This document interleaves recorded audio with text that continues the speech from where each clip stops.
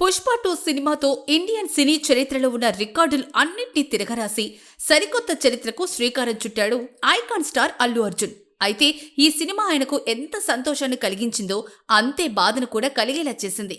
Pushpa 2 premiere show సందర్భంగా సంధ్యా theatre వద్ద జరిగిన తొక్కిసలాటలో రేవతి అనే మహిళ మరణించారు. ఆమె కుమారుడు శ్రీతేజ్ తీవ్ర గాయాలతో ఆసుపత్రి పాలయ్యారు.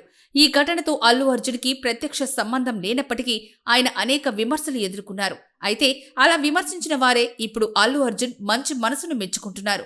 దాదాపు నెల రోజులుగా కిమ్స్ ఆసుపత్రిలో శ్రీతేజ్ చికిత్స పొందుతున్నాడు. చాలా రోజుల నుంచి శ్రీతేజ్ను కలిసేందుకు అల్లు అర్జున్ చేయని ప్రయత్నం లేదు. అయితే అభిమానుల తాకిడితో భద్రతాపరమైన సమస్యలు వస్తాయి అన్న ఉద్దేశంతో పోలీసులు అనుమతి నిరాకరించారు.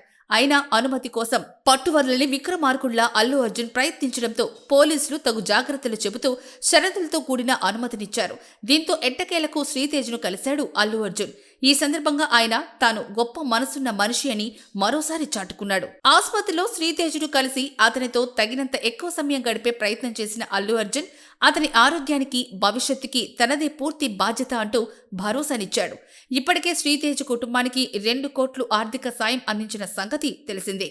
ఆ సహాయం శ్రీతేజ్ జీవితానికి ఆసరా అవుతుందని భనీ భావిస్తున్నాడు. దానికి తగ్గట్టుగానే శ్రీతేజ్ పూర్తిగా కోలుకొని తిరిగి సాధారణ జీవితానికి వచ్చే వరకు అతనికి అండగా ఉంటామని, ఏ లోటు రాకుండా చూసుకుంటామని అల్లు అర్జున్ చెప్పడం విశేషం. తన అభిమాన హీరోని చూసిన తర్వాత శ్రీతేజ్ కూడా ఎంతో ఆత్మస్థైర్యం ప్రదర్శించిన తీరు అందర్నీ ఆకట్టుకుంది. అతను వేగంగా కోలుకోవడానికి ఇది ఉపయోగపడుతుంది అన్న అభిప్రాయం వ్యక్తమవుతోంది.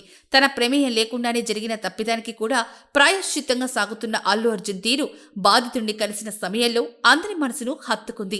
శ్రీతేజ్కు ఎటువంటి సమస్య రాకుండా పూర్తి ఆరోగ్యంతో త్వరలోనే సాధారణ జీవితాన్ని గడిపేందుకు అనువుగా చొరవ చూపాలని అల్లు అర్జున్ కోరిన వైనం పట్ల కిమ్స్ యాజమాన్యం కూడా సంతృప్తి వ్యక్తపరిచారు.